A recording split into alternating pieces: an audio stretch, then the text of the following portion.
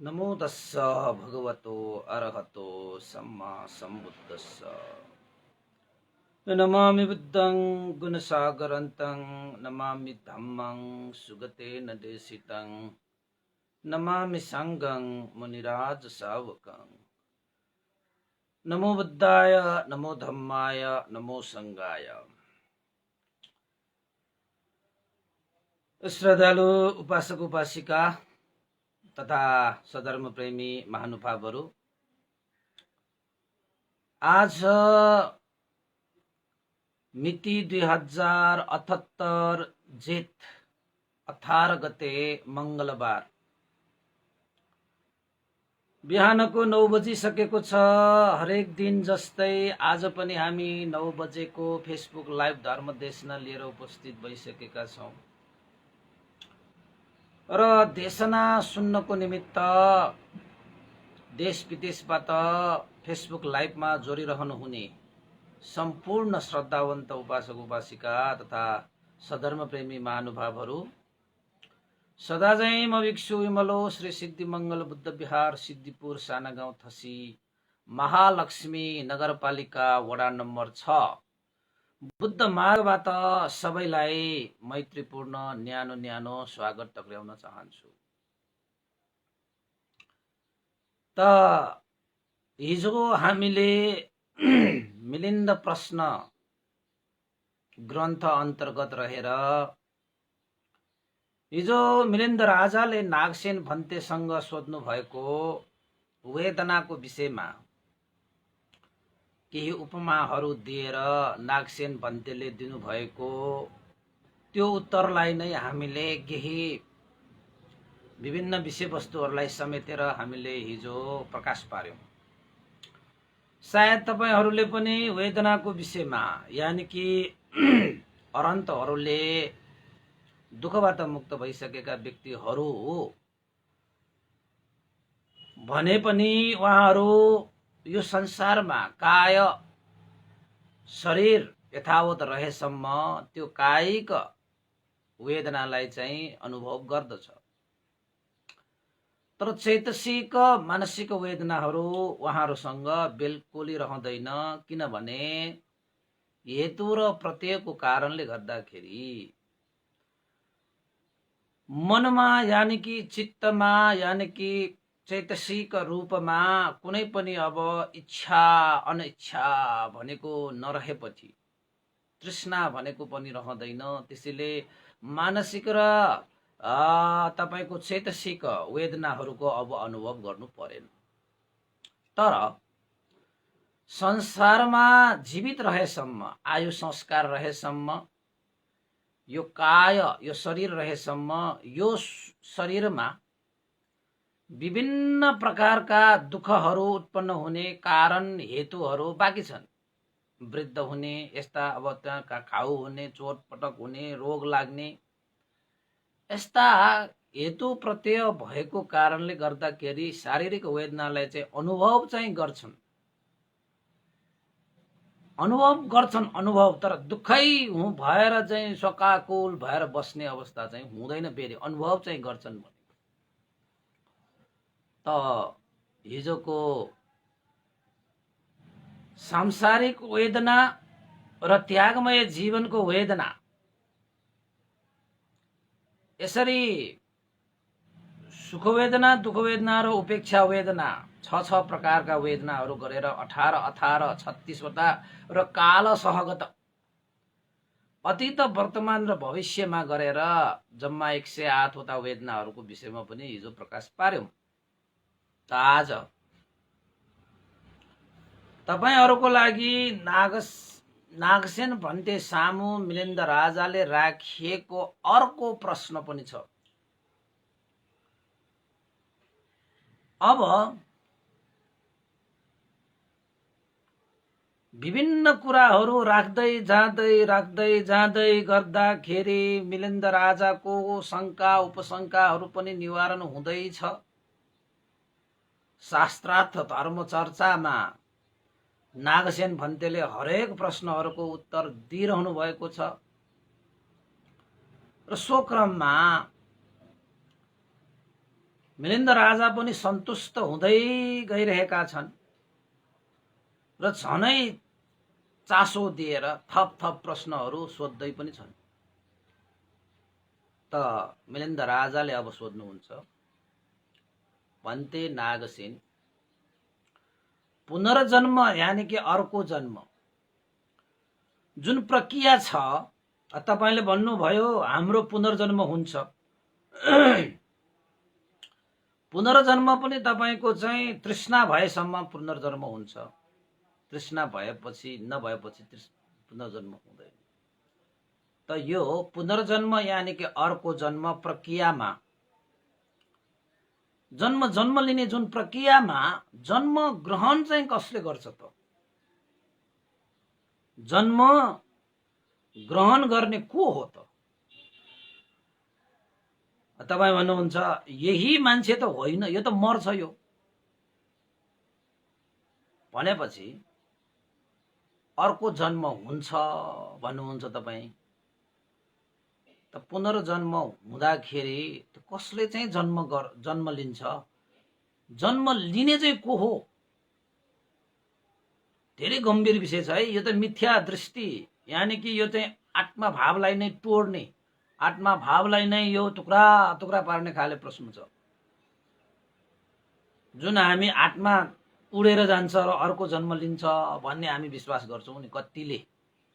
अब हामी भन्दाखेरि हामी त गर्दैनौं हैन, हामी भनेको मतलब हामी, अब म चाहिँ गर्दैन। अब तपाईहरु पनि सायद बुझ्नु भयो भने गर्दैन होला, किनभने आत्मा भन्ने त्यस्तो जीव, त्यस्तो पुद्गल, त्यस्तो तत्त्व भनेको हुँदै हुँदैन संसारमा।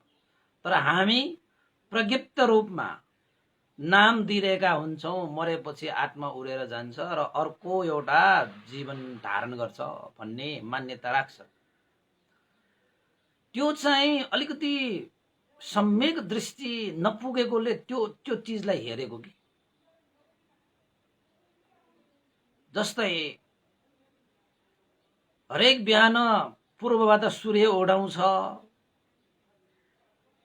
हैन, त्यो त प्रज्ञप्त रूपमा भनिएको मात्र, तर वास्तवमा सूर्य पूर्वबाट उडाउँदैन।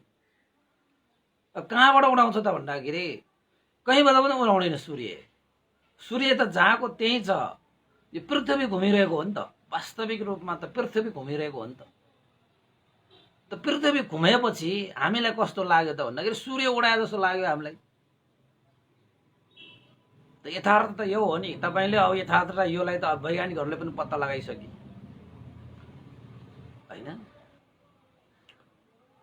त्यही भएर चाहिँ वास्तविक कुरा र प्रज्ञप्त र परमात्मा धेरै फरक हुन्छ। त्यसैले हामीले परमार्थ धर्मलाई हामीले बुझ्नुपर्छ हैन। अब हामी के भनिरहेका हुन्छौं त भन्दाखेरि मरेपछि अर्को जन्म हुँदाखेरि आत्मा उडेर जान्छ, त्यो त एउटा नाम मात्र दिएको, त्यो प्रज्ञप्त दिएको नाम मात्रै हो। त्यो के आत्मा भनेको हुँदै हुँदैन। त कसरी जन्म हुन्छ त? कतिलाई त यो आश्चर्यको विषय पनि लाग्न सक्छ।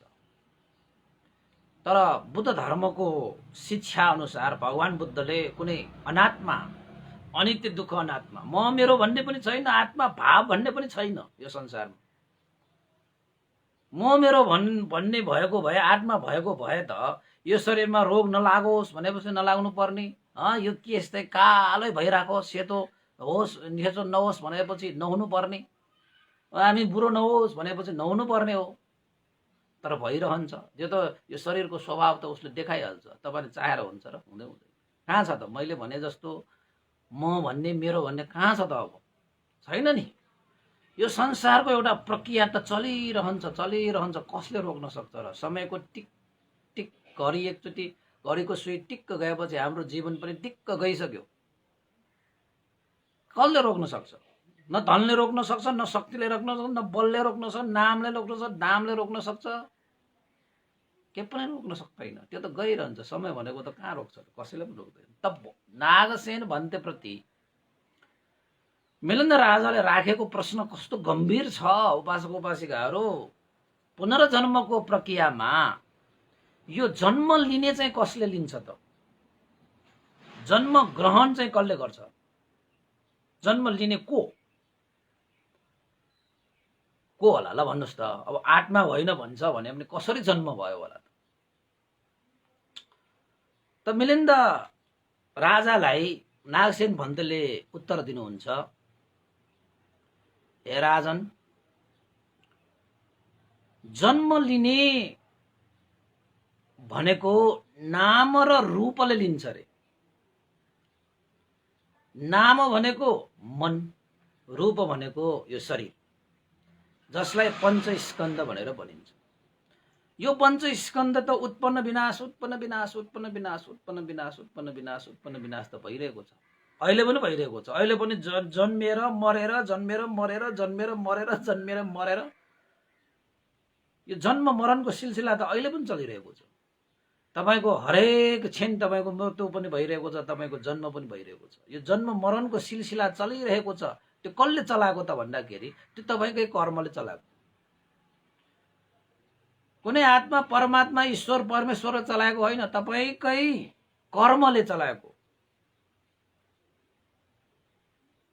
तपाईको कर्म भनेको चाहिँ मुखले बोल्ने क्रियाकलापहरू, शरीरले गर्ने क्रियाकलापहरू, मनले गर्ने क्रियाकलापहरूबाट तपाईको चाहिँ यो जन्म मरण चाहिँ चलिरहेको हुन्छ। कसैले चलाउनु पर्दैन, तपाईँ आफैले चलाइरहनु भएको। यो जन्म मरण तपाईँ आफ्नै कर्मको आधारमा चलिरहने हो। कसैले चलाउनु पर्छ र? त्यस्ता ईश्वर परमेश्वर सृष्टिकर्ताहरू भइदिएको भए अहिले यस्तो होइन, देश संसारमा यस्तो दुःख भइरहेको छ। कहाँ गए त तिनीहरू? त्यो सृष्टिकर्ता भनेको हुँदैन। यहाँ त सृष्टि नै हुन्छन् त। कसरी हुन्छन् त भन्दाखेरि विभिन्न धातुहरूको मिश्रणबाट सृष्टि हुन्छन्। HO2 भएपछि अक्सिजन बन्छ। त अक्सिजन त तपाईँ पनि बनाउन सक्नुहुन्छ, म पनि बनाउन सक्छु। जब तपाईँले HO2 लाई चाहिँ मिश्रण गर्न सक्नुहुन्छ तब अक्सिजन बन्छ। अहिलेको लागि अक्सिजन कति आवश्यक छ होइन? त कहाँ अक्सिजन बनाउँछ त भन्दाखेरि जुन ठाउँमा उनीहरूले HO2 लाई मिश्रण गर्छ त्यहाँ अक्सिजन उत्पादन हुन्छ। कुनै ईश्वर परमेश्वरले उत्पादन गरेको हो र? अब त्यही अक्सिजन हामी खाएपछि हामी बाँच्छ भनेपछि यो ईश्वर परमेश्वरले बचाइरहेको त होइन नि, हामीलाई त अक्सिजनले बचाइरहेको। त्यो अक्सिजन हामीले नै लिने हो नि त, हाम्रै कर्मले प्राप्त गर्ने हो त्यो होइन? त यो नाम रूपले जन्म लिन्छ। यानी कि यो जन्मपछि अर्को जन्ममा तपाईको यो सिलसिला चाहिँ कसको जारी रहन्छ त भन्दाखेरि आत्मा भन्ने भाव होइन। तर यहाँ चाहिँ आत्मा भनेर शब्दहरू दिएको त छैन। तपाईहरुलाई मैले त्यो भ्रमलाई त्यो छिनाल्नको निमित्त मात्रै मैले दिएको। नागसेन भन्देले के भन्नुहुन्छ, महाराज जन्म लिने भनेको यो त नाम रूपले लिने हो, अरु कसले लिला भनेर भन्छ। त मिलिन्द राजाले के भने त भन्दाखेरि अब अर्को जन्म भनेर भनिन्छ भन्ते नागसेन। त अर्को जन्म लिने भनेपछि यही नाम रूप, यही जन्मको नाम रूप, यही शरीर र यही मनले नै अर्को जन्म लिने हो त भनेर सोध्नुहुन्छ। त नागसेन भन्तेले भन्नुहुन्छ, होइन महाराज, अर्को जन्म लिने भनेको अर्कै नाम रूपले जन्म लिने हो, यही जन्मको नाम रूपले जन्म लिने होइन। तपाईको पुनर्जन्म भयो भने, अर्को जन्म भयो भने त्यहाँ अहिले तपाई जीवितमान रहिरहँदाखेरि जुन तपाईले नाम र रूपको कारणले गर्दाखेरि तपाईको जीवन सञ्चालन भइरहेको छ नि, त्यही नाम रूपले अर्को नाम रूप ग्रहण गर्ने मात्रै हो। यो जन्मको नाम रूपको कारणले गर्दाखेरि अर्को नाम रूपले जन्म लिने हो, यही जन्मको नाम रूपले अर्को जन्म लिने होइन। यो जन्मको नाम रूपको कारणले अर्को जन्मको नाम रूपको उत्पन्न हुने हो। कति गम्भीर छ, तपाईले त बुझ्नै हुन्न। यो धेरै गाह्रो छ, बुझ्नेहरूलाई त धेरै साधो बात। कति उपासकहरू बुझ्नेहरू पनि होलान्। टाउको मात्रै हल्लाउने कि मन पनि हल्लाउने भन्ने प्रश्न उठ्छ। त यसरी भन्दाखेरि अलिकति बुझ्न गाह्रो भए जस्तो भयो मिलिन्द राजालाई। मुहार हेरेपछि अनि नागसेन भन्तेले भन्नुहुन्छ, महाराज यो जन्मको नाम र रूप यानि कि शरीर र मनले पुण्य कर्म गर्छ पाप कर्म गर्छ। हेर्नुहोस् है, यानि कि तपाईँले कर्म गर्नुहुन्छ। त कर्म गर्ने भनेको चाहिँ तपाईँको काय वाक चित्त। यो वाक र काय भनेको चाहिँ रूप हो, यो चित्त भनेको चाहिँ नाम हो। यही जन्मको तीनटा द्वारले तपाईँले कर्म गर्नुहुन्छ। कुशल कर्म गर्नुहुन्छ, अकुशल कर्म गर्नुहुन्छ, पुण्य गर्नुहुन्छ, पाप गर्नुहुन्छ। त्यही यो जन्ममा गरिएका कुशल अकुशल पाप र पुण्य कर्मको आधारले तपाईका ती नाम रूपहरू अर्को जन्ममा प्रतिपादित हुन्छ, यानी कि अर्को जन्ममा उत्पन्न हुन्छ। हैन, भनाइको मतलब यो जन्मको नाम रूपले गरिएका पुण्य र पाप कर्मको कारणले गर्दाखेरि अर्को नाम रूपले जन्म लिन्छ। अर्को नाम रूपले जन्म लिन्छ। जस्तै जस्तो बिउ रोप्यो उस्तै फल फल्ने, त्यो भन्दा बिल्कुल अलग फल फल्दैन। तपाई आलु रोप्नुहुन्छ, आलु फल्छ। तपाई अब सुन्तलाको बिउ रोप्नुहुन्छ, सुन्तले फल्छ। ए भगवान, मैले आलु रोपेको मलाई त मन परेन, यो आलुबाट मलाई सुन्तला फलाओ भनेर जतिसुकै तप गरोस्, होम गरोस्, यज्ञ गरोस्, जतिसुकै जे गरोस्, त्यो आलुले तपाईलाई सुन्तला दिँदै दिँदैन। ए फल्ना मान्छेले त, मेरो मालिकले त आलुबाट सुन्तला फलोस् भनेर चाहिँ प्रार्थना गरे, सुन्तला फलोस् भनेर यज्ञ गरे, होम गरे, तपस्या गरे, ल म आलुले त सुन्तला फलाइदिनु पर्यो भनेर त्यो आलुले सुन्तला फलाउँदै फलाउँदै, त्यो आलुले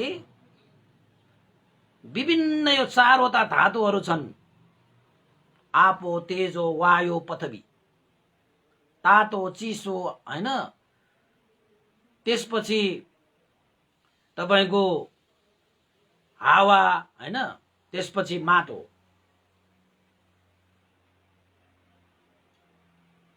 यी चारवटा कुराहरू त्यहाँ मिश्रण भयो भने त्यहाँ चाहिँ टुसा पलाइहाल्छ। त्यो कुनै परमेश्वर, त्यो कुनै सृष्टिकर्ताले त्यो टुसा पलाइदिएको होइन। त्यहाँ कारण जुरिसकेपछि कार्य हुन्छ। जस्तै तपाईले यो हातभित्र यस्तो गर्यो भने यहाँ के आउँछ? आवाज आउँछ। त कुनै सृष्टिकर्ताले यो आवाज निकालेको त होइन नि, यो हामी आफैले, यो कारण र कार्य भयो।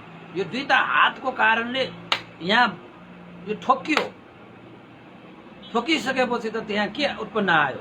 आवाज उत्पन्न भयो, छुट्टै किसिमको आवाज उत्पन्न भयो। अघिसम्म थिएन यो आवाज, कहाँ छ कहाँ छ त, ल यो आवाज कहाँ बसिरहेको हो त अहिले हाम्रो यो प्रतिक्रिया भयो त आवाज निस्क्यो, हैन? जस्तै दुधलाई तपाईले दुर्फिउ भन्छन् त, हैन, धौफिउ भन्छन् त, हैन?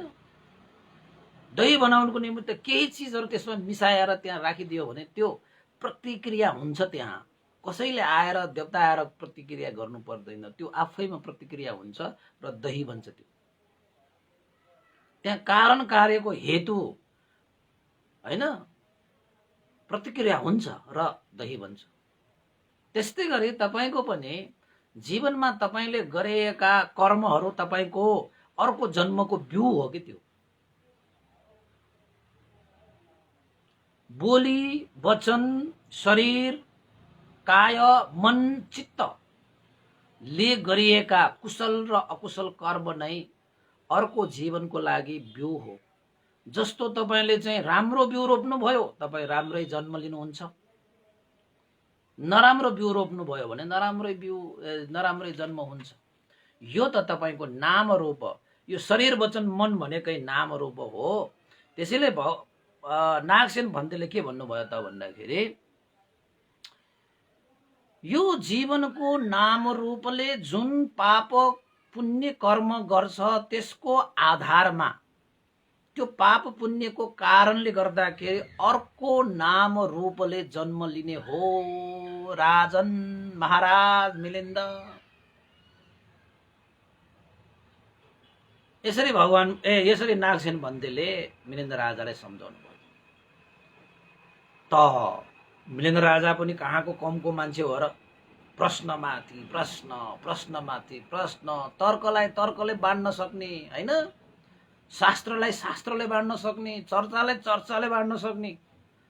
त मिलिन्द राजाले के भन्यो त भन्दाखेरि, त्यसो भए नागसेन भन्ते यो जन्मको नाम रूपले अर्को जन्म धारण गर्ने ग्रहण गर्ने होइन भने यो जन्मको नाम रूपले गरिएको पाप कर्म त सक्यो त, अर्को जन्मको नाम रूपले त कुनै पाप कर्महरू त गरिसकेको छैन। यो जन्मको नाम रूपले पाप कर्म गरिएको हो भने यो जन्मको नाम रूप अर्को जन्ममा ग्रहण गर्दैन भने यो जन्मको नाम रूपले गरिएको पाप कर्मबाट त मुक्त भयो नि, त्यो नाम रूप होइन र? किन त भन्दाखेरि यही नाम रूप जन्मिने भए पो उसले गरेको पाप कर्मको उसले फल भोग्नु पर्यो। तर यही जन्मको नाम रूपले अर्को जन्म ग्रहण गर्ने होइन भने चाहिँ यो जन्ममा गरिएका पाप कर्महरूबाट त मुक्त भयो नि त्यो भनेर प्रश्न गर्नुहुन्छ। भनेपछि यो जन्मको नाम रूप पाप कर्मबाट मुक्त भएन र नागसेन भन्टे भनेर सोध्नु भएको। त्यसपछि नागसेन भन्तेले भन्नुहुन्छ, महाराज मिलिन्द, कर्मको कारणले फेरि जन्म नहुनु यानि कि हुनु परेन भने चाहिँ पाप कर्मबाट मुक्त हुन्छ। यानि कि यो जन्मको नाम रूपको कारणले अर्को नाम रूप उत्पन्न हुनु परेन, नाम रूप उत्पन्न भएन। यानि कि यो जन्ममा तपाईले मृत्यु भएर गइसकेपछि अर्को जन्म लिनु परेन भने चाहिँ तपाई दुःखबाट मुक्त हुनुभयो। यदि यो जन्मको नाम रूपको कारणले गर्दाखेरि अर्को जन्मको नाम रूप धारण गर्नु पर्छ भने यो नाम रूप चाहिँ पाप कर्मबाट मुक्त भने हुँदैन। भनेको अर्थ बुझ्नुभयो तपाईहरुले? कतिले त यसै चाहिँ यो नकुचासुए गरिरहेको होला नआएर। भनेको मतलब अर्को जन्म तपाईको सकियो भने चाहिँ पाप कर्मबाट मुक्त भयो। यो जन्ममा गरिएको पाप कर्म पनि यदि तपाईले यही जन्ममा पुण्य धर्म शर्म कर्म गरेर अर्को जन्म लिनै नपर्ने गरी तपाईले कुशल धर्मलाई सञ्चित गर्नु भयो भने चाहिँ तपाई पाप कर्मबाट मुक्त हुनुभयो। यदि फेरि फेरि तपाईले जन्म लिइरहनु भएको छ भने चाहिँ त्यो पाप कर्मको फल चाहिँ तपाईले भोग्नुपर्छ। पाप कर्मबाट तपाई मुक्त चाहिँ हुँदैन। किन त भन्दाखेरि तपाईले जन्म त लिइरहनु भएको छ नि, तपाईसँग हेतु छ नि, कर्म विपाक भोग्नको निमित्त हेतु त बाँकी छ नि। अब अरन्त भइसकेका व्यक्तिहरूले शरीर धारण गर्दाखेरि त तपाईको कायिक शारीरिक वेदनाले अनुभव गर्नुपर्छ भने अब पृथक जनहरूले चाहिँ अब जन्म लिइसकेपछि उसले कर्म विपाक भोग्नु पर्दैन। पाप कर्मबाट कहाँबाट मुक्त हुन्छ त? उस पाप कर्मबाट मुक्त त हुँदैन। त्यसैले जबसम्म तपाईको जन्म छ तबसम्म दुःख छ हैन। तपाईको कर्म बाँकी छ र तपाईको पुनर्जन्म हुन्छ। तपाईको कर्म सकियो भने तपाईको पुनर्जन्म पनि छैन। शान्त अवस्थामा निर्वाण पुग्नुहुन्छ, जहाँ तपाई यो जाति जरा व्याधि मरण दुःखबाट अलग्ग भए। अब यो जन्मेर दुःख भएर भोगेर फेरि मरेर दुःख भएर भोगेर यस्ता कुराको चक्रबाट अलग्ग हुनुभयो तपाई हैन। त नागसेन भन्तेले मिलिन्द राजालाई जुन उत्तर दिनुभयो त्यो उत्तरमा मिलिन्द राजाले अलिकति अझै स्पष्ट पार्न चाहे। किन त भन्दाखेरि जन्म लिने चाहिँ नाम रूपले हो रे, तर जुन जन्म लिन्छ, जन्म लिँदाखेरि नाम रूप उत्पन्न हुन्छ, त्यो नाम रूप चाहिँ बेग्लै भयो। अहिले हामीले धारण गरेको नाम रूप चाहिँ बेग्लै भयो। त मिलिन्द राजाले के सोचे त भन्दाखेरि यही नाम रूपले जन्म लिँदैन भने त यो नाम रूप यानि कि यो जन्ममा गरिएका पाप कर्महरूबाट त मुक्त भयो नि त्यो नाम रूप, अर्को जन्म त भन्ने अर्थ लाग्यो। तर नागसेन भन्देले उसलाई के उत्तर दिए त त्यो राजालाई भन्दाखेरि अर्को जन्म लिने भनेको त नाम रूपले हो, यही नाम रूपले होइन। तर जुन नाम रूप अर्को जन्ममा उत्पन्न भए ती नाम रूप चाहिँ यही जन्मको नाम रूपको कर्मको कारणले उत्पन्न भएको,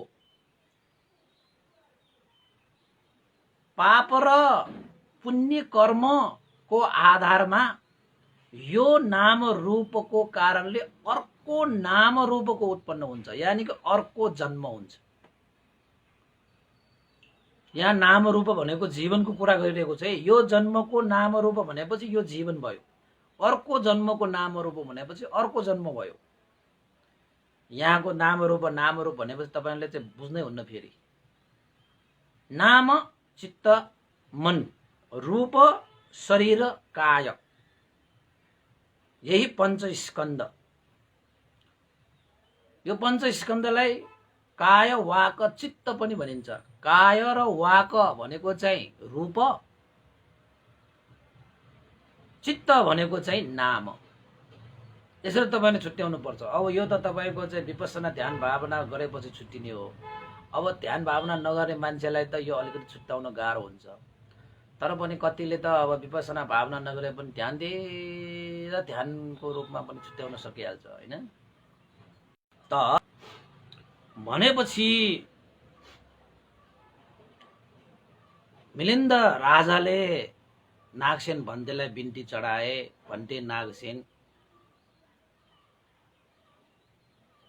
कर्मको कारण फेरि जन्म हुन परेन भने चाहिँ पाप कर्मबाट मुक्त हुन्छ। तर फेरि जन्म लिनुपर्छ भने आफ्नो पाप कर्मबाट मुक्त हुँदैन। तपाईले भन्नुभयो त यसको उपमा दिनुस् भन्ते। मलाई उपमा चाहियो, यसलाई अझै स्पष्ट पार्नको निमित्त एउटा उपमा चाहियो। त नागसेन भन्तेले एउटा उपमा दिनुहुन्छ। ठिकै छ महाराज, म तपाईलाई एउटा उपमा दिन्छु। म तपाईलाई नै सोध्छु, तपाई आफै उत्तर पनि दिनुस् है त। अवश्य अवश्य भन्ते, तपाई उपमा त दिनुस्। तस भन्नुभयो, महाराज एउटा मान्छेले कुनै आँपको बगैँचामा एउटा आँप चोरेर खाएछ। त आँप चोरेर खाएको त्यो मान्छेलाई आँपको मालिकले समाएछ। किन मेरो आँप चोरेर खाइस, मलाई नसोधिकन त्यत्तिकै खान पाउँछ? त चोर होस् त यसको मूल्य तिर मलाई भन्छ। त आँप खाने मान्छेले के भन्छ त भन्दाखेरि, कसरी तिम्रो आँप हुन्छ यो, कसरी तिम्रो आँप हुन्छ यो? ल मैले रोपेको होइन यो आँप, त मेरो हुन्छ, तिमीले कसरी खान पाउँछ? त त्यो आँप चोर मान्छेले के भन्छ, तर्क गर्छ, तिमीले रोप्दाखेरि यस्तै आँप रोपेको हो र तिम्रो हुनको निमित्त? तिमीले रोप्दाखेरि त अर्कै आँप हो, मैले टिपेर खाएको त अर्कै आँप हो। तिमीले नै रोपेकै आँप मैले चोरेर खाएको भए पो मलाई तिमीले चाहिँ तिर यसको किन चोरिस भनेर मलाई चोरको आरोप लगाउन पाउँछ। तर मैले खाएको आँप त अर्कै आँप हो। के तिमीले यही आँप रोपेको हो, यस्तै आँप रोपेको हो र भनेर एक अर्का बीचमा कचकच भयो, वाद विवाद सुरु भयो। ठुलै रूप लिए। त महाराज ती दुईजना मान्छे तपाईँ कहाँ आएर न्याय माग्न आयो भने तपाईले कसलाई दोषी ठहराउनुहुन्छ, कसरी न्याय गर्नुहुन्छ? एकचोटि मलाई भन्नुस् न त महाराज। त्यो आँप खाने मान्छेले सजाय पाउँछ कि पाउँदैन? तपाईँ त्यो आँप खाने मान्छेलाई सजाय दिनुहुन्छ कि हुँदैन? त्यो आँप मालिकले त उसलाई समाएर तपाईको अगाडि हाजिर गराए, महाराज यो मान्छेले मेरो आँप चोरेर खायो, मलाई नसोधिकन उसले चोरेर खायो, यो चोर हो, यसलाई सजाय दिलाइ पाऊँ भनेर तपाईँ कहाँ आउनुभयो। त त्यो आँप खाने मान्छेले के भनिरहेको छ? महाराज मैले यो मान्छेको आँप चोरेर खाएकै छैन, उसले रोपेको आँप अर्कै हो, मैले खाएको आँप अर्कै हो, मलाई के को दोष? उसको के खाएको छु र मैले भन्छ भने तपाईँ कसरी न्याय गर्नुहुन्छ भनेर राजालाई नागसेन पन्तले प्रति प्रश्न सोध्नुहुन्छ। त नागसेन त्यो मिलिन्द राजाले भन्नुहुन्छ, भन्ते नागसेन म त त्यो आँप चोरेर खाने मान्छेलाई नै सजाय दिन्छु, किनभने ऊ चोरै हो, उसले आँप चोरेरै खाएको हो,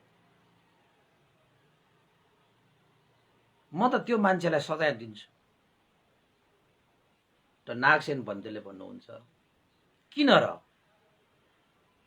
के कारणले गर्दाखेरि त्यो आँप खाने मान्छेलाई सजाय दिन्छौ? रोप्नेले त अर्कै आँप रोपेको होइन र, उसले खाएको त अर्कै आँप होइन र, त उसलाई किन सजाय दिन मिल्यो र महाराज भन्दाखेरि राजाले के भन्छ त भन्दाखेरि, भन्ते नागसेन हुन त त्यो मान्छेले अर्कै आँप खाएको भए तापनि त्यो आँप जो उसले खाएको छ त्यो आँप त त्यो आँप रोप्ने मान्छेले जुन आँप रोपेको छ त्यही रोपेको आँपको कारणले उत्पन्न भएको आँप हो नि त, छुट्टै आकाशबाट झरेको आँप त होइन। त्यसैले जुन आँपको आधारलाई टेकेर, जुन आँपको कारणले जुन आँप फल्यो त्यो आँप टिपेर खायो भने पनि त्यो आँपको मालिकले त्यो आँप खाने मान्छेलाई चोर भन्न मिल्छ, त्यसलाई सजाय दिन मिल्छ। किन त भन्दाखेरि उसले रोपेको आँपको कारणले गर्दाखेरि फलेको आँप खाएपछि त त्यो आँपको मालिक त त्यो आँप रोप्ने मान्छे नै हुन्छ नि। त्यसैले म त त्यो आँप खाने मान्छेलाई सजाय दिन्छु भन्थे, किन नदिने, उसले त चोरेकै भयो नि त। यद्यपि उसले खाएको आँप फरक भए तापनि आखिर त्यो आँप आएको मूल धार त त्यो मान्छेले रोपेको आँपको कारणले नै फलेको हो नि त। त्यसैले त्यो आँप रोप्ने मान्छे नै सही छ भनेर भनिसकेपछि नागसेन पन्तले के भन्नुहुन्छ भन्दाखेरि, बास महाराज जुन जवाब तपाईले मबाट खोज्नुभयो तपाईँ आफैले दिनुभयो त, तपाईँ आफैले जवाब दिनुभयो। कसरी त भन्दाखेरि यो जन्म र मरण हुने यानि कि पुनर्जन्म हुने भनेको पनि जसरी त्यो मान्छेले जुन आँपको बिउ रोप्यो नि, त्यो आँपको बिउ रोपेको जुन आँप नै त फल्ने होइन नि, त्यही सरेर फल्ने त होइन, तर त्यही आँपको कारणले गर्दाखेरि अर्को आँपहरू फल्ने हो हैन। त्यसैले त्यो रोपेको आँप र फलेको आँप छुट्टा छुट्टै भए पनि एक आपसमा उनीहरूको सम्बन्ध त छ नि, कारण त छ नि। हेतु प्रत्यय त छ नि, हेतु प्रत्यय नभएको भए त अर्को आँप फल्दै फल्दै। यसैले त्यो आँप फलेको आँप खाने मान्छे पनि सजायको भागीदार भए जस्तै यो जन्ममा यो नाम रूपले गरिएका कर्महरू अनुसार जुन जन्म हामी लिन्छौं त्यो जन्ममा यो जन्मको कर्मको फल अर्को जन्मले भोग्नै पर्छ। जस्तै त्यो आँप खाने मान्छे पहिला तिमीले अर्कै आँप रोपेको अहिले अर्कै आँप खाएर मलाई सजायतको भागीदार बनाउन मिल्छ भन्न मिल्दैन। त्यसरी नै अर्को जन्म लिने मान्छेले म त अर्कै जन्म भइसक्यो, पहिलाको जन्मको मैले किन चाहिँ यो सजाय भोग्नु पर्ला, कर्मको भोग पर्नु पर्ला भन्न मिल्दैन। यही जन्मको कर्मको कारणले गर्दाखेरि अर्को जन्म उसले प्राप्त गरेको हो भने जसरी त्यो आँप चोरेर खाने मान्छे सजायबाट अलग हुँदैन, त्यसरी नै नाम रूप जुन अर्को जन्ममा लिएको नाम रूपले पनि यो जन्ममा गरिएको नाम रूपको कर्मको प्रतिफल भोग्नबाट वञ्चित हुँदैन। उसले कर्मको फल भोग्नुपर्छ अर्को नाम रूपले। त्यो अर्को भने तापनि यो जन्मकै कारणको नाम रूप हो त्यो।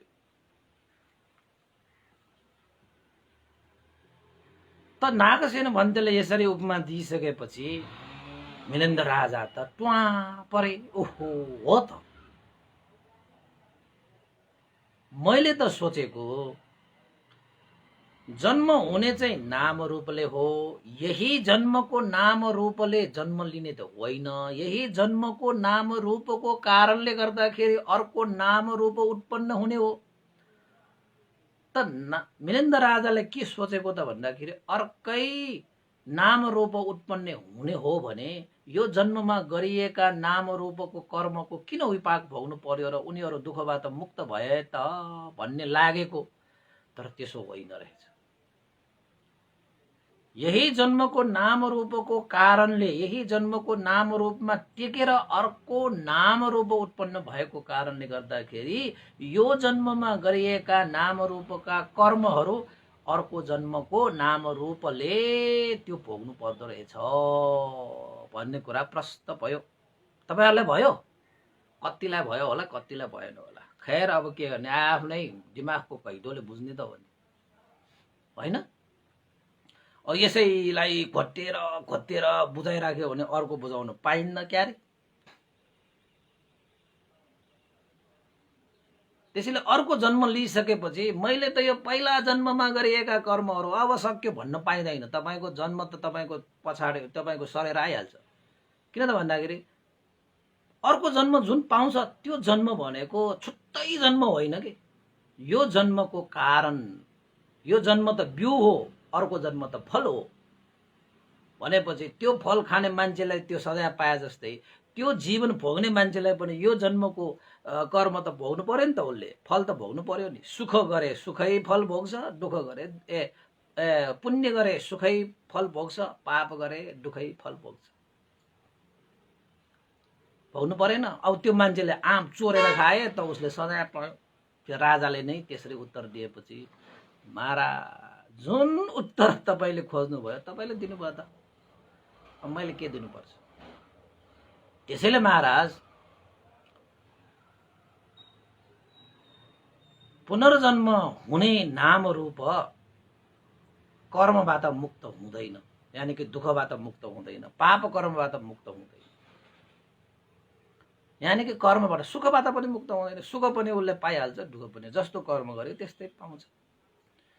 त्यसपछि मिलेन्द्र राजाले त्यसो पो भनेपछि नागसेन भन्थे मलाई अर्को एउटा पनि उपमा दिनुहोस्। अझ म यो विषयमा थप प्रष्ट हुन चाहन्छु। धेरै उपमा लिन्छ, धेरै उपमा छ यसको विषयमा। अर्को एउटा पनि मलाई उपमा दिनुहोस् न, म थप प्रष्ट हुन चाहन्छु भन्थे। भनेपछि नागसेन भन्थे पनि त करुणावान, भगवान बुद्धको सारा धर्म चाहिँ हैन कण्ठस्थ गरेर अर्थस्थ पारेका व्यक्ति, हैन अभिज्ञा प्राप्त व्यक्ति, करुणा चित्त भइहाल्छ। वीरेन्द्र राजाले अझै थप प्रश्न पार्नको निमित्त एउटा उपमा दिनुभएछ। त्यसो भए महाराज म तपाईलाई एउटा थप उपमा दिन्छु, राम्रोसँग सुन्नु होला।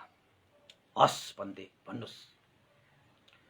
एउटा मान्छे जाडो याममा कुनै खेतमा नजिकै चिसो भएको कारणले गर्दाखेरि न्यानोको लागि आगो बाल्छ। भन्थे, भन्नुस् भन्नुस्, राम्रोसँग सुन्नुस् है भनेर नागसेन पन्थीले भन्यो होला त्यहाँ त हैन। त चिसोको कारणले न्यानोको निमित्त आगो बालेको त्यो मान्छेले आगो तापेर आफ्नो शरीरमा न्यानो पाइसकेपछि पुगेपछि त्यो मान्छेले आगो ननिभाइकन ऊ आफ्नो बाटो लागे। अब त्यो मान्छे आफ्नो बाटो लागेपछि एकैछिनमा हावाहुरी चल्यो। हावाहुरी चलेको कारणले गर्दाखेरि जुन आगो बलिरहेको थियो त्यो मान्छेले त निभाएन, ननिभाइकन गयो। त्यो त हावाहुरी चलेको कारणले त्यो आगोलाई उडाएर नजिकैको बाली नाली सबै आग लागि भएछ। बाली सबै ध्वस्तै भएछ। नजिकैको बाली साली सबै ध्वस्तै भएछ। त्यो नजिकैको त्यो बाली धनीले, एउटा किसानले जसले त्यो आगो बालेर गएका थिए त्यसलाई पक्रेछ। तैँले गरेर मेरो बाली नाली सब सखाप भए, मेरो आग लागि भयो, तिमीलाई म सजाय दिन्छु भनेर भन्छु। दोषी करार गरे।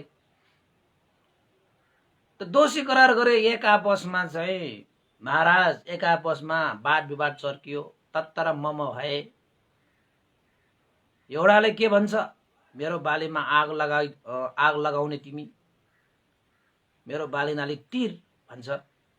त त्यो अर्को त्यो आगो तापेर जाने मान्छेले के भन्छ त भन्दाखेरि, मैले बालेको आगो अर्कै हो, तिम्रो बालीमा लागेको आगो अर्कै हो।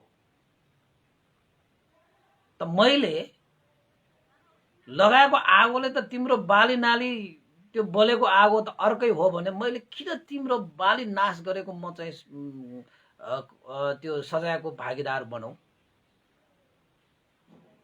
भनेर त यिनीहरूको बीचमा कचकच भयो। त महाराज तपाईँ सामुन्ने आयो भने तपाईले न्याय निसाब गर्नको निमित्त के गर्नुहुन्छ त भनेर नागसेन पन्थीले मिलिन्द राजाले भन्नुहुन्छ। अनि मिलिन्द राजाले भन्नुहुन्छ, म त त्यो आगो बाल्ने मान्छेलाई सजाय दिन्छु। उसलाई म त्यो बालीको सारा के भन्छ त्यो बालीको हैन तिराउँछु, म सबै तिराउँछु। म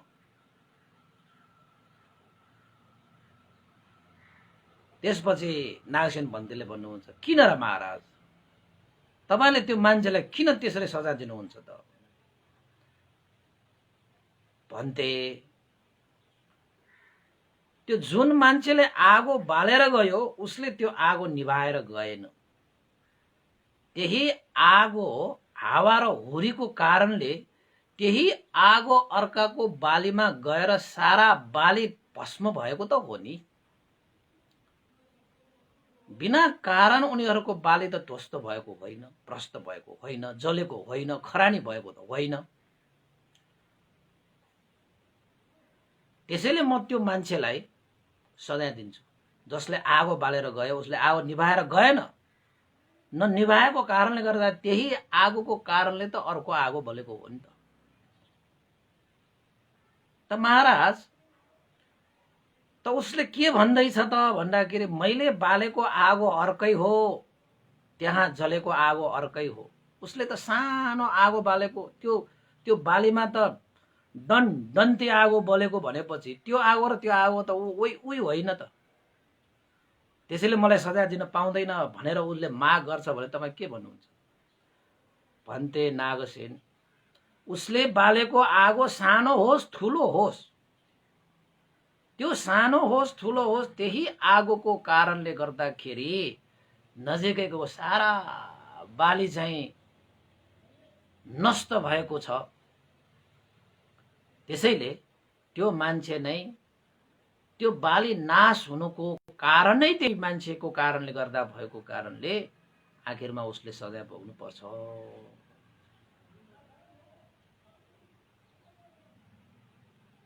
किन त भन्दाखेरि त्यो आगो नभएको भए अर्को आगो पनि बल्ने नै थिएन। उसले त्यो आगो निभाएर गएको भए अर्को आगो बल्ने नै थिएन। यद्यपि उसले भनिरहेको कुरा सही नै हो जस्तो लागे तापनि मैले बालेको आगो अर्कै हो, यता बत्ती बालेको मैले, तर तिम्रो बालीमा आगो लागेको अर्कै आगो हो, मलाई के को दोष भन्छौ भने पनि उसले बालेको आगोको कारणले गर्दाखेरि अर्को बालेको आगो जलेको हो भने त्यो आगोको कारणले बलेको आगोको ले विनाश पारेको चिजको भागीदार उही बन्नु पर्छ। त्यसैले म उसलाई नै सजाय दिन्छु। त महाराज तपाईले जुन उत्तर खोज्नु भएको छ तपाईले नै दिनुभयो त, त्यसो भए तपाईले नै दिनुभयो। त्यसैले महाराज यो जन्मको नाम रूपले जुन कर्म गर्छ, चाहे पाप कर्म होस् चाहे पुण्य कर्म होस्, त्यो पाप कर्म र पुण्य कर्मको आधारमा अर्को जन्मको नाम र रूपको उत्पन्न हुन्छ। त तपाई भन्नुहुन्छ अर्कै नाम रूप उत्पन्न भएर पुनर्जन्म हुने हो भने यो जन्मको नाम रूप यो पाप कर्मबाट मुक्त भएर भनेर तपाईले सोध्नुहुन्छ। तर वास्तवमा यो जन्मको नाम रूप नै अर्को जन्ममा उत्पन्न नहुने भए तापनि यो जन्मको नाम रूपको कारणले जन्म हुने अर्को नाम रूपले यो जन्मको नाम रूपले गरिएका पाप र पुण्यको कर्मको भागीदार चाहिँ हुनुपर्छ। यदि पाप गरेको छ भने दुःखबाट मुक्त हुँदैन। हेर्नुहोस् हैन, अब जन्म भएसम्म त दुःख भइहाल्छ। त्यसैले जबसम्म नाम रूपको सिलसिला चलिरहन्छ तबसम्म यो जन्मको नाम रूपको कर्मको फल अनुसार दुःखबाट मुक्त हुँदैन। जसरी त्यो मान्छे आगो बाल्ने मान्छे सजायको भागीदार हुन्छ, त्यसरी नै अर्को जन्मको नाम रूप यो जन्मको कारणले उत्पन्न भएको हुनाले त्यो नाम रूप सम्पूर्ण दुःखबाट मुक्त भने हुँदैन। बुझ्नुभयो महाराज? भनेपछि राजा त टाउको हल्लाएर बसेछ। अब कसरी चाहिँ होइन भन्न मिल्यो र? हैन, उसले सजाय भोग्न म सजाय भोग्दिन भनेर कसरी भन्न मिल्यो र? त्यसकै आगोले गरेको हो हैन। दुईटा उपमा पनि दिए हैन, दुईटा उपमा दिए त फेरि पनि वीरेन्द्र राजाले थप स्पष्ट हुनको निमित्त अझै उपमा मागे। भन्दै नागसेन फेरि एउटा उपमा दिनुस् न स्पष्ट हुने गरी। मलाई त यो विषयमा साह्रै चाख लाग्दो विषय भयो त भन्थे।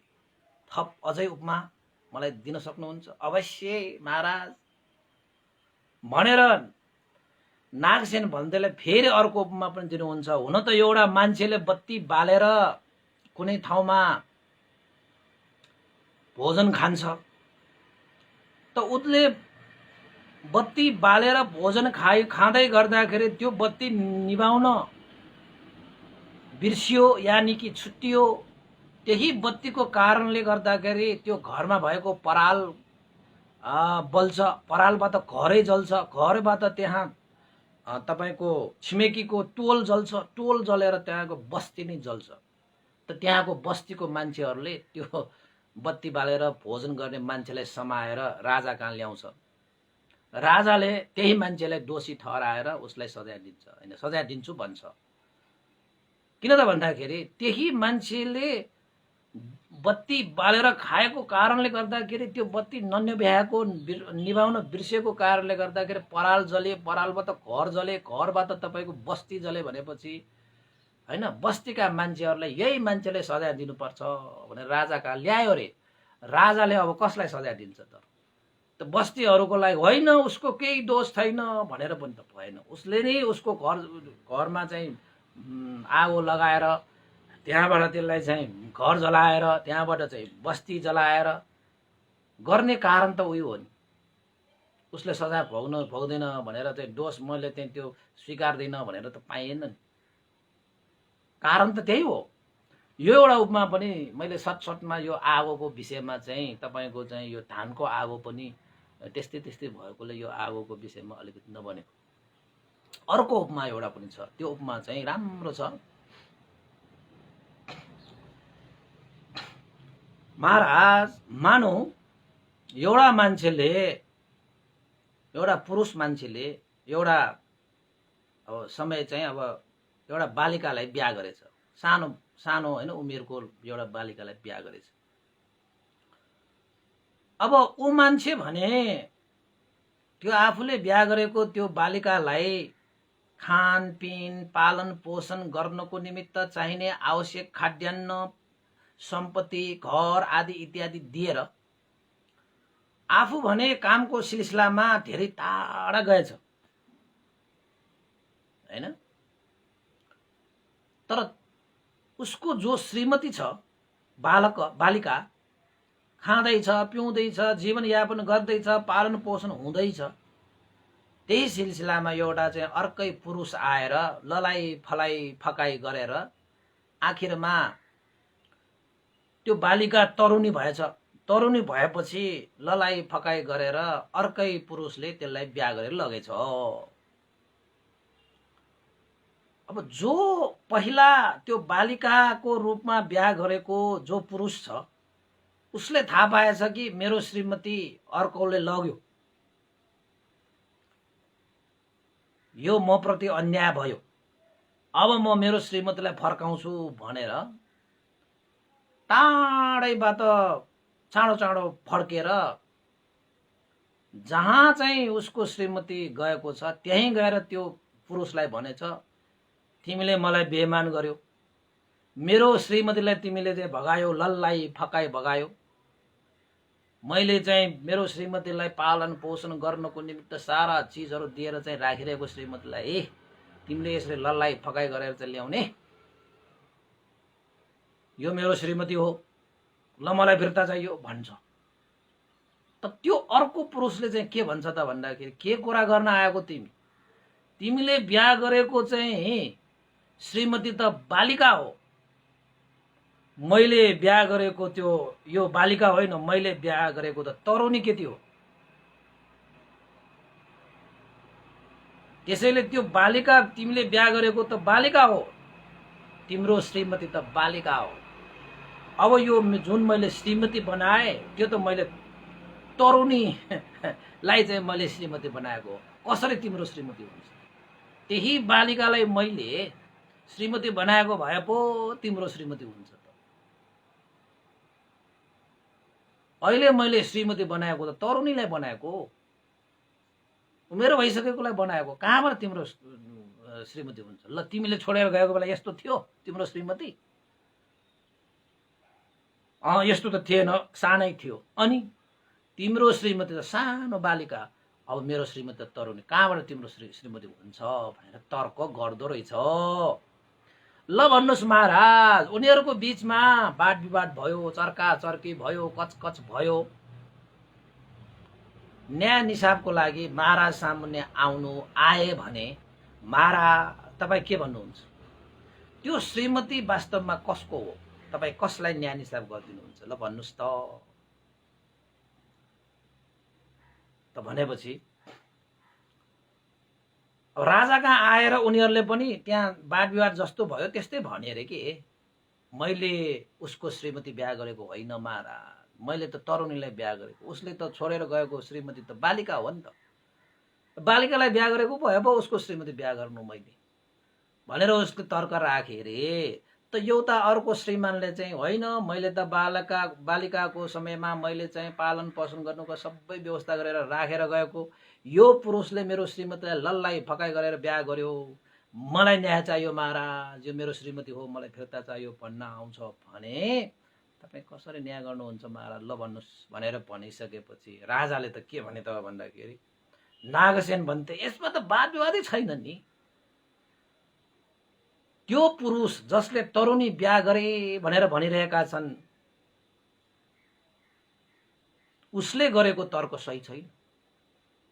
म त त्यही पुरुष जसले बालिकाको रूपमा बिहा गरेर गएका त्यही पुरुषलाई नै त्यो श्रीमती प्रदान गर्छु, उसकै अधिकारमा प्रदान गर्छु।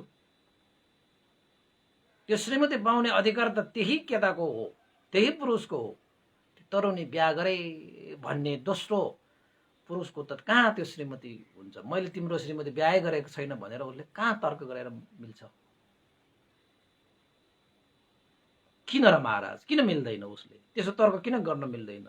हुन त उसको श्रीमती त बालिका हो, त उसले देखाएको पनि हो तिम्रो श्रीमती यस्तो थियो र तिमीले छोडेर जाँदाखेरि भन्दाखेरि होइन यस्तो त थिएन, मैले छोडेर जाँदा बालिका थियो भन्छ भने कसरी उसले चाहिँ त्यो श्रीमती पाउनु भयो त महाराज भन्दाखेरि मिलिन्द राजाले के भन्नुहुन्छ त भन्दाखेरि भन्थे नागसेन हुन त पहिलाको श्रीमती बालिका थियो, अहिले तरुणी भए,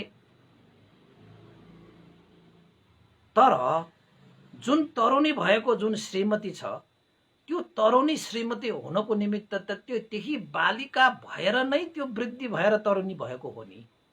यद्यपि त्यो बालिका अलग्गै हो, बालिका तरुणी भइसकेपछि अलग्गै रूप हुन्छ, अलग्गै शरीर हुन्छ, अलग्गै हरेक चिज हुन्छ, तर त्यो तरुणी हुनको निमित्त आधार त त्यही बालिका नै हो नि। बालिका नै त्यो तरुणी भएको हो नि। यद्यपि बालिका र तरुणी भनेको फरक विषय हो, तर फरक भइकन पनि त्यो तरुणी त बालिकाकै आधारमा, बालिकाकै कारणमा त्यो तरुणी भएको हुनाले त्यो श्रीमती चाहिँ पहिलो पुरुषले नै आफ्नो श्रीमती भन्न पाउँछ, उसले नै त्यो श्रीमती पाउनु पर्छ। किन त भन्दाखेरि उसकै श्रीमती हो त्यो। यद्यपि ऊ तरुणी भयो होइन, उसले छोडेर गए जस्तो चाहिँ होइन, तर उसले छोडेर गएकी आफ्नी श्रीमतीकै कारणले तरुणी भएको समय अन्तरालमा त त्यो प्रतिक्रिया हुँदा हुँदै हामी त वृद्धि भइहाल्छ। त्यसैले त्यो जो मान्छेले ललाई भकाइ गरेर उसको श्रीमती भगाएको छ र उसले तिम्रो श्रीमती कहाँ भगाएको भनेर उसले जस्तो सुकै भने तापनि आखिरमा ललाई भकाइ गएको त्यो मान्छेले सजाय चाहिँ भोग्नु पर्छ, उसले त्यो श्रीमती चाहिँ छोडिदिनु पर्छ। किन त भन्दाखेरि त्यो श्रीमती पहिलो पुरुषको नै हो, उसले छोडेर गएको बालिकाको कारणले उत्पन्न भएको, यानि कि त्यो बालिकाको कारणले त तरुणी भएको समय अन्तरालमा त्यही बालिका हो त्यो तरुणी, तर त्यही जुन तरुणी छ त्यही बालिका चाहिँ होइन। फेरि ऊ त तरुणी भइसक्यो, बालिका त होइन। अब कारण कार्य त्यहाँ जोडिएको छ भन्थे। बालिका नै नभएको भए त्यो तरुणी कसरी हुन्छ त? त्यो बालिकाकै कारण कार्य जोडेर जोडेर जोडेर तरुणी हुन आएको। त्यही भएर पहिलो पुरुष सही छ, यो दोस्रो पुरुष चाहिँ गलत छ, फटा छ, उसले चाहिँ सजाय भोग्नुपर्छ र पहिलो पुरुषले चाहिँ आफ्नो न्याय पाउनुपर्छ। म त त्यो पहिलो पुरुषलाई नै न्याय गरिदिन्छु भन्थे। ल भन्थे ए महाराज त्यसो भए जुन प्रश्न तपाईले गर्नुभयो उत्तर पनि तपाईले दिनुभयो नि त। त्यसो भए यो जन्मको नाम रूप नै अर्को जन्ममा जन्म हुने होइन भने यो जन्ममा गरिएका नाम रूपले गरिएको पाप कर्महरूबाट त मुक्त भयो होला नि त यो नाम रूप, होइन र भनेर तपाईले सोध्नुभयो। त मैले के भने त भन्दाखेरि यो जन्ममा गरिएका नाम रूपको कर्मको कारणले अर्को जन्मको नाम रूप उत्पन्न हुने हो। यो जन्मको कारणले गर्दाखेरि उत्पन्न हुने नाम रूपले यो जन्मको कर्मलाई पनि साथमा लिएर त त्यो नाम रूप जन्मिन्छ भने यो जन्मसँगको कारण र अर्को जन्म भनेको कार्य भयो। यो जन्म नै छैन भने त अर्को जन्म त हुँदैन नि। त्यसैले अर्को जन्ममा उत्पन्न भएका नाम रूपहरू यो जन्मको नाम रूपको कर्मबाट अलग भने हुँदैन। यद्यपि नाम रूप चाहिँ अलग्गै हो त्यो, तर कर्म भने अलग, कर्मको फल भने अलग हुँदैन। किन त भन्दाखेरि त्यो पूर्व जन्मको नाम रूप र यो जन्मको नाम रूपलाई जोडिरहने भनेको कसले त भन्दाखेरि कर्मले नै जोडिरहन्छ। यो जन्मको नाम रूप विनाश भएर कर्मको आधारमा अर्को जन्मको नाम रूप उत्पन्न हुने हो। त्यसैले हामीले यो जन्ममा गरिएका नाम रूपको कर्म अर्को जन्म लिइसकेपछि प्राप्त हुने नाम रूपले त्यो कर्मको भागीदार हुन्छ। त्यो कर्मको भागीदार हुन्छ। होइन यो नाम रूप अर्कै हो, अब पहिला जन्मको नाम रूप अर्कै हो, कहाँ म कर्मको भागीदार हुन्छु भनेर भन्यो भने त त्यही तपाईको चाहिँ के जस्तो भयो, तपाईँ आँप चोरेर खाने मान्छे जस्तो भयो। आँप मालिकले तिमीले सजाय भोग्नुपर्छ भन्न आयो भने मैले खाएको आँप अर्कै हो, तिमीले रोपेको आँप अर्कै हो भन्न तर्क राखेको जस्तो मात्रै हो। तर राजाले त कस्तो न्याय निसाब गर्छ त भन्दाखेरि त्यो आँप चोरेर खाने मान्छेलाई त सजाय दिन्छ उसले। यद्यपि आँप रोप्ने मान्छेलाई त्यही आँप त कहाँ रोप्छ र, उसले रोपेको आँपको कारणले गर्दाखेरि त्यो फलेको भयो नि त। त्यही आँपको कारणले उत्पन्न भएको, छुट्टै अर्कै आँप त उत्पन्न भएको होइन नि।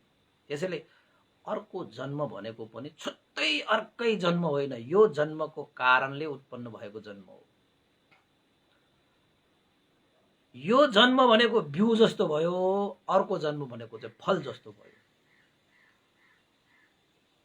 हैन, अब मैले फल खाएको तिमीले रोपेको बिउको मलाई के मतलब भनेर तर्क गर्नेहरूले त सजायबाट भाग्न त पाइँदैन नि। हैन, अब त्यो कुरामा चाहिँ अलिकति नाना थरीका उपायहरू गर्न मिल्ला, तर कर्मको सवालमा कर्म भनेको त तपाईको सिलसिला त चलिरहन्छ। यो त सत्यमा आधारित, यसमा चाहिँ भ्रष्टाचार गर्ने, घुस खुवाउने, यसरी घुस खुवाएर कर्मको फल भोगलाई चाहिँ घटी गर्ने, बढी गर्ने, यो त मान्छेहरूलाई मात्र गर्छ। यो चाहिँ पृथकजनहरूले लोभ द्वेष मोहमा बसे। कर्मलाई त त्यसरी कसले गर्न सक्दैन, उसलाई घुस खुवाउन सक्दैन, उसलाई चाहिँ तर्साउन मिल्दैन। कहाँ गएर तर्साउनु त, हैन। त्यसैले चाहिँ नागसेन भन्देले मिनेन्द्र राजालाई यसरी उपमा दिएर, उपमा मात्र दिएको के हो, उपमा दिएर सम्झाए। यस्तो हो है, तपाईले सोध्नुभयो कि पुनर्जन्म हुने प्रक्रियामा कसले जन्म लिन्छ, कसले जन्म ग्रहण गर्छ। मैले भने पुनर्जन्म भनेको नाम रूपले लिन्छ। त तपाईँ भन्नुहुन्छ यही नाम रूपले जन्म लिने हो कि अर्कै नाम रूपले जन्म लिने हो। तपाईँ भन्नुहुन्छ यो जन्मको नाम रूपले कर्म गर्छ, पुण्य कर्म पाप कर्म गर्छ। यो जन्मको नाम रूपले जुन पाप कर्म र पुण्य कर्म गर्छ त्यसकै आधारमा अर्को जन्ममा अर्कै नाम रूप उत्पन्न हुन्छ। अर्को जन्म हुनु भनेकै नाम रूप उत्पन्न हुनु हो, तर यो जन्मको कारणले नाम रूप उत्पन्न हुने हो। यसो हेर्दाखेरि छुट्टै नाम रूप चाहिँ हो, तर त्यो नाम रूप यो जन्मको नाम रूपसँग अलग्गै चाहिँ होइन। यो जन्मको नाम रूपको कारणले नै अर्को जन्मको नाम रूप उत्पन्न भएको। किन त भन्दाखेरि यो जन्ममा हामीले आफ्नो नाम रूपबाट यो काय वाक चित्तद्वारा कर्महरू गरिन्छ। त्यो कर्म भनेकै बिउ बन्छ र त्यही बिउ कर्मको मलजल भएर अर्को जन्म हुन्छ। अर्को नाम रूप उत्पन्न हुन्छ। जस्तै बिउ, आँपको बिउ राख्यो भने फल्ने त आँपै हो, तर त्यो आँप फल्नको निमित्त त्यहाँ के चाहियो? मलजल चाहिएन, घाम चाहियो, पानी चाहियो, माटो चाहियो, हावा चाहियो। यही चारवटा चिज त हो नि, घाम, पानी, माटो, हावा। यसलाई नै तपाईको धर्मको भाषाबाट आपो, तेजो, वायु, पृथ्वी, धातु, त्यही त हो। फरक केही पनि छैन। धर्मको भाषा र हाम्रो भाषाबाट अलिकति फरक मात्रै हो, तर वास्तवमा कुरा त त्यही हो। अब घाम भनेको तातो, कहीँ आगो चाहिएला हैन, त्यो आफ्नै ठाउँमा छ। तर चारवटा धातुबाट नै त्यो आँपहरू फल्छ। त्यसरी त्यो नाम रूप पनि कर्म उसले गरेको अनुसार मलजल हुन्छ, त्यही अनुसार ऊ अर्को जन्ममा फल्ने हो, फुल्ने हो। त नागसेन भन्थे त्यो मिलिन्द राजाले के भनेको थियो? अर्कै नाम रूप जन्मिने हो भने यो जन्मको नाम रूप त सम्पूर्ण दुःखबाट मुक्त भयो नि त। त्यसो भए पाप कर्मबाट मुक्त भयो नि, त्यसो भए होइन र भनेर सोध्नु भएको। त्यही विषयमा यो उपमा दिएर भन्नुभयो। अब छुट्टै सम्बन्धै नभएर जन्मिएको भए त पाप कर्मबाट अलग हुन्थ्यो, दुःखबाट मुक्त हुन्थ्यो। तर जुन उत्पन्न भएको नाम रूप चाहिँ यो जन्मको नाम रूपसँग छुट्टै अलग त होइन नि। यो जन्मको नाम रूपको कर्मको आधारमा उत्पन्न भएको कारणले छुट्टै पनि होइन। यसो हेर्दा छुट्टै पनि हो।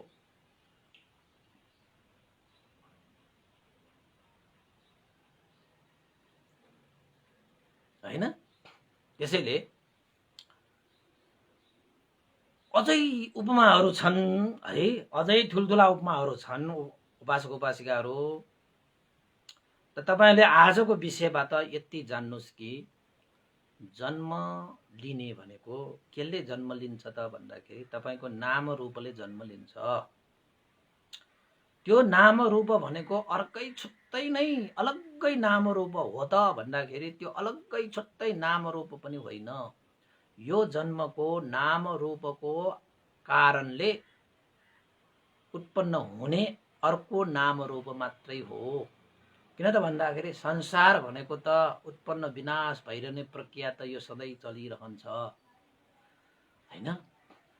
अब तपाईको चाहिँ जस्तै तपाईहरुले भन्नु होला अब आँप रोपेपछि आँपै फल्छ, तपाई मान्छे मरेपछि मान्छे बन्छ त भन्दाखेरि त्यसो होइन। फेरि तपाईको कर्म त्यहाँ चाहिँ बसेको कारणले गर्दाखेरि यो नाम रूपलाई कर्मको आधारमा तपाईको कुनै पनि जन्म पनि हुन सक्छ। देवता हुन सक्छ, पशु हुन सक्छ, तपाईको मनुष्य नै हुन सक्छ। त्यो त कर्मले निर्धारण गर्छ। त्यो कर्मले फलाउने हो तपाईको लागि। तर यो जन्मको नाम रूपसँग त्यो जन्मको कर्म नाम रूप अलग पनि छैन, यसकै कारणले उत्पन्न भएको कारणले। त्यसैले अर्को जन्मको नाम रूप पूर्ण रूप दुःखबाट मुक्त भए भन्ने हुँदैन। जब अर्को जन्म हुँदैन तब भने चाहिँ यो नाम रूप दुःखबाट मुक्त हुन्छ। यदि तपाईको अर्को जन्म छैन भने दुःखबाट मुक्त भयो। यदि अर्को जन्म छ भने दुःख त आइरहन्छ आइरहन्छ आइरहन्छ आइरहन्छ। त निर्वाण प्राप्त गर्ने भनेको के हो त भन्दाखेरि जाति जरा व्याधि मरणबाट अलग, जन्म मरणको भौचक्रबाट अलग भएको अवस्था। अब जन्मै छैन तपाईले दुःख भोग्नु पर्ने अवस्थै छैन नि। त्यहाँ किन त भन्दाखेरि त्यो हेतु नै छैन। दुःख भोग्नको लागि चाहियो नि हेतु, कारण त चाहियो नि। जस्तै शरीर भएपछि रोग लाग्छ, वृद्ध हुन्छ, नाना थरीका कारणहरू त आइहाल्यो, त्यो दुःख भइहाल्छ। अब त्यो शरीरै छैन त अब कसरी रोग लाग्छ, कसरी तपाईले वृद्ध हुन्छ, सक्यो त आनन्द शान्त भइहाल्यो।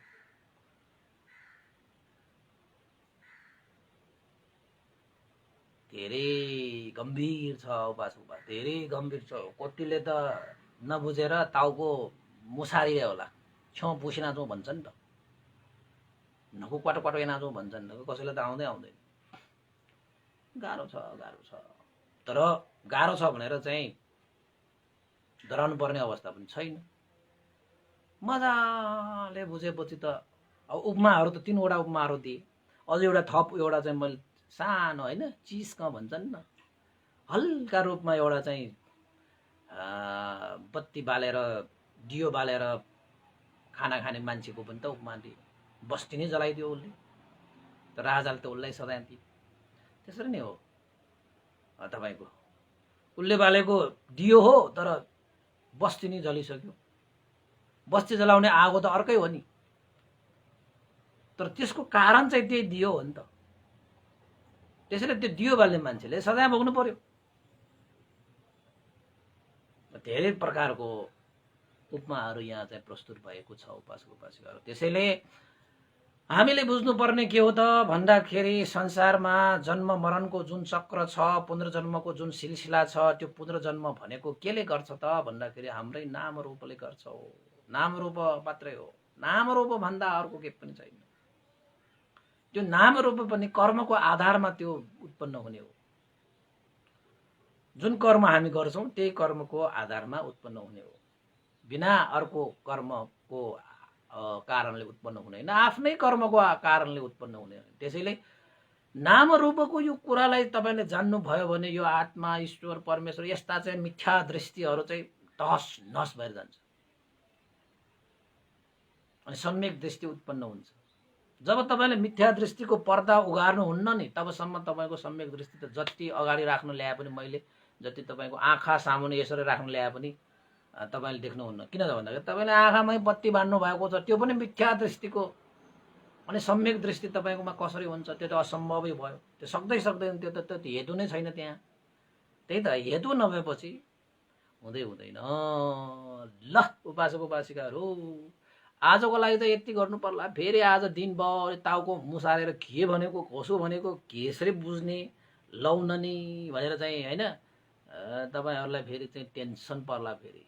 तर बुझ्न चाहिँ बुझ्नुपर्छ। यस्ता कुरा बुझिसकेपछि धर्मको सार स्यो भन्छ नि, स्यो नेवारले स्यो भन्छ, त्यसलाई के भन्छ त्यसलाई हैन, त्यस्ता कुराहरू चाहिँ थाहा पाउन सकिन्छ है त। त उपासक उपासिका 101 घण्टा पनि भइसकेको छ। आजलाई चाहिँ म यहीँनिर रोकौँला। भोलि पनि अलिकति म यो नाम रूपको बारेमा अलिकति अझ थप उपमाहरू पनि छन् हैन, त्यसमा पनि समावेश गरेर अलिकति तपाईहरुलाई बताउने छु। आजको लागि चाहिँ पुण्यानुमोदन गरौँ। अब बेलुका 6 बजे पनि अवश्य भेट्ने छौँ। र आज हामी पुण्यानुमोदन गर्नेछौँ। यो पुण्यको प्रभावले सम्पूर्ण सत्व प्राणीहरू, सम्पूर्ण देवताहरू हैन, अमनुष्यहरू र ज्ञाति बन्धुहरू जति पनि छन् उहाँहरूलाई पनि यो पुण्य लाभ उहाँहरूको हित सुख होस्। र श्रद्धेय गुरुबाट ज्ञान पुण्यको मास्तरी भन्ते लगाएर सम्पूर्ण हाम्रा चाहिँ स्याडो उपनिता व्यवंश लगाएर सम्पूर्ण गुरुजनहरूलाई पनि यो पुण्य लाभ भयो, उहाँहरूलाई पनि हित सुख होस्, सुखद निर्वाण प्राप्त होस्। तपाईहरुको पनि जति पनि अब ध्यान तटस्थ हैन, तपाईको चाहिँ एकचित एकाग्र भएर प्रत्यक्ष रूपमा धर्म देशना सुनिरहनु हुने, अप्रत्यक्ष रूपमा सुन्नु हुने जति पनि उपासक उपासिकाहरू छन्, यो पुण्यको प्रभावले तपाईहरुलाई मार्गफल निर्वाण धर्म प्राप्त होस्, ज्ञानको ज्योति बलोस् हैन, यस्ता सम्यक दृष्टि उजागर होस् भन्ने पनि आशिका गर्दै पनि पुण्यानुमोदन गरौँ हैन, आशिका गरौँ। र बिरामी हुनु भइरहेका हाम्रो सानुमाया शाक्य उपासिका अहिले पनि अब अस्वस्थै भइरहनु भएको छ, उहाँलाई पनि सुस्वास्थ्य कामना गरौँ हैन। तपाईहरुको पनि कोही छ भने पनि सबैको है, मैले नाम लिए पनि नलिए पनि सबैलाई चाहिँ सुस्वास्थ्य लाभ होस् हैन, आरोग्यता प्राप्त होस् हैन, रोग शोकहरू शान्त भएर जाउन् हैन, तपाईहरुको चाहिँ दिन मंगल होस्, कल्याण होस्, जय होस्। र कति दिन भयो, आज 4 दिन भयो होला हाम्रो हरेश गुरुङजी पनि बित्नु भएको। उहाँ हरेश गुरुङजीलाई पनि सुगति निर्माण कामना गरेर पुण्यानुमोदन गरौँ। भवतु सब मङ्गलम्। इदं नो ज्ञातिनं होतु सुखिता वन्तु ज्ञातयो, इदं नो ज्ञातिनं होतु सुखिता वन्तु ज्ञातयो, इदं नो ज्ञातिनं होतु सुखिता वन्तु ज्ञातयो। एतावता च मे हि सम्भतं पुण्य सम्पदं, सब्बे देवानुमोदन्तु सम्ब सम्पत्ति सिद्धिया। एतावता च मे हि सम्भतं पुण्य सम्पदं, सब्बे सत्ता अनुमोदन्तु सर्व सम्पत्ति सिद्धिया एतावत् सम्मेहि सम्भतं पुण्य सम्पदं सब्बे भूतानुमोदन्तु सर्व सम्पत्ति सिद्धिया। साधु साधु साधु। र उपासक उपासिकाहरू, हाम्रो 450 भागको उपलक्ष्यमा हामी पब्लिक रिभ्यू यानि कि धर्मदेशना सुन्नुहुने उपासक उपासिकाहरूबाट आफूलाई लागेका अनुभवहरू व्यक्त गरेर एउटा सानो क्लिप्स होइन, मोबाइलबाट खिचेर भए पनि क्यामेराबाट खिचेर भए पनि एउटा क्लिप्सहरू पठाइदिनु होला। त्यो क्लिप्स चाहिँ हामी 450 भाग, आज हाम्रो चाहिँ 435 भाग भयो र 15 भाग जति बाँकी छ र त्यो 15 दिनमा चाहिँ हामी त्यो अनुभवहरू कलेक्सन गर्नेछौँ। र अहिलेसम्म कसैले पठाएको छैन होइन, कसले अब चाँडो सबभन्दा पहिला पठाउँछ त्यो पनि हेर्छु होइन, जसले पहिला पठाउँछ त्यही अगाडि राख्ने होइन। त्यसैले चाहिँ उपासक उपासिकाहरूलाई तपाईँलाई लागेको कुराहरू अलिकति सर्टकटमा भए पनि होइन, ठिक्कको हो, धेरै लामो पनि होइन धेरै सानो पनि होइन, ठिक्क मिलाएर तपाईँले आफ्नो अनुभव चाहिँ भिडियोमा कैद गर्नुहोला र मलाई मेसेन्जर र भाइबर र इमेल जहाँसुकै भए पनि तपाईँले पठाउनु होला। 450 भागमा हामी चाहिँ पब्लिस गर्छौँ फेसबुकमा होइन, युट्युबमा पनि पब्लिस गर्छौँ, पेजमा पनि पब्लिस गर्छौँ, ताकि सबैले सुन्न पाओस्, जसको कारणले अरूले पनि त्यो अनुभवहरू सुनेर होइन धर्मको प्रभावलाई बुझुन् होइन, धर्मलाई जान्नुन्, धर्मलाई चिनुन् र आदर्श लिएर धर्म आचरण गर्ने होइन प्रेरणा मिलोस् भन्नको खातिर त्यो एउटा चाहिँ तपाईँलाई मैले अनुरोध गरेको। भवतु सब मङ्गल। साँझको 6 बजे अवश्य भेटौँला।